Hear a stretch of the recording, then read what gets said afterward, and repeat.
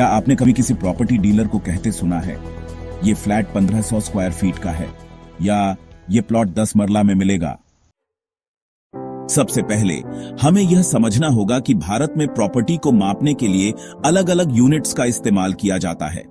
सबसे ज्यादा इस्तेमाल होने वाली यूनिट साइज इन SQ फॉर्ट, मुख्य उपयोग main usage square feet SQFT। एक square feet equal sign 144 square inch apartment flat commercial property square yard SQYD। गज गैज, एक गज equal sign 9 square feet plot बंगले मारला।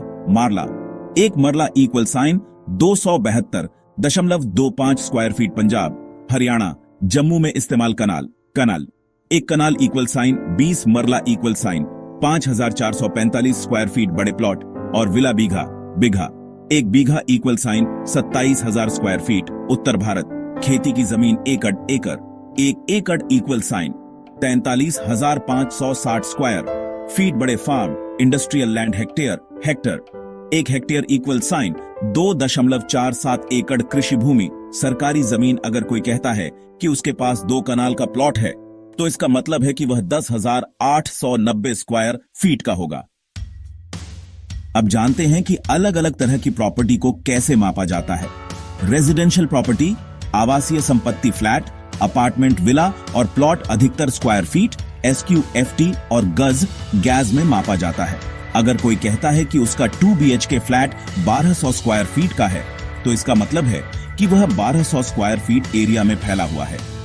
कमर्शियल प्रॉपर्टी, व्यावसायिक संपत्ति, office, shop, hotel, mall, showroom square feet SQFT या स्क्वायर यार्ड SQYD में मापा जाता है। अगर आप किसी मॉल में दुकान खरीद रहे हैं और उसका साइज 500 स्क्वायर फीट बताया गया है तो इसका मतलब है कि दुकान इतनी जगह घेरेगी। एग्रीकल्चरल प्रॉपर्टी, कृषि भूमि, खेती की जमीन, फार्म हाउस, फार्मिंग प्रॉपर्टी बीघा, एकड़ और हेक्टेयर में मापा जाता है। अगर कोई किसान कहता है कि उसके पास 5 बीघा जमीन है तो यह लगभग 1.25 एकड़ जमीन होगी। कई बार बिल्डर फ्लैट बेचते समय कारपेट एरिया, बिल्टअप एरिया और सुपर बिल्टअप एरिया की बात करते हैं, लेकिन इनका मतलब क्या होता है? कारपेट एरिया कालीन क्षेत्र, वह एरिया जहां आप वास्तव में रह सकते हैं। इसमें दीवारें, बालकनी, कॉरिडोर शामिल नहीं होते। अगर आपका फ्लैट 1200 वर्ग फुट का है तो इसका कारपेट एरिया लगभग 800 से 850 वर्ग फुट होगा। बिल्टअप एरिया निर्मित क्षेत्र, कारपेट एरिया प्लस दीवारें plus balcony plus terrace equal sign built up area. आमतौर पर कारपेट एरिया का 10 से 15% ज्यादा होता है। सुपर बिल्टअप एरिया, सुपर निर्मित क्षेत्र, built up area plus common area, lift, सीढ़ियां, lobby equal sign super built up area.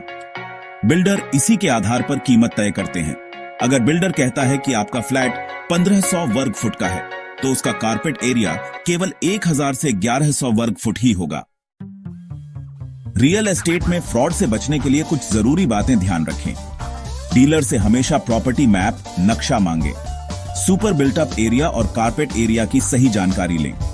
Registry documents, खरीद पत्र को चेक करें। प्रॉपर्टी की लोकेशन और मेजरमेंट्स खुद वेरीफाई करें।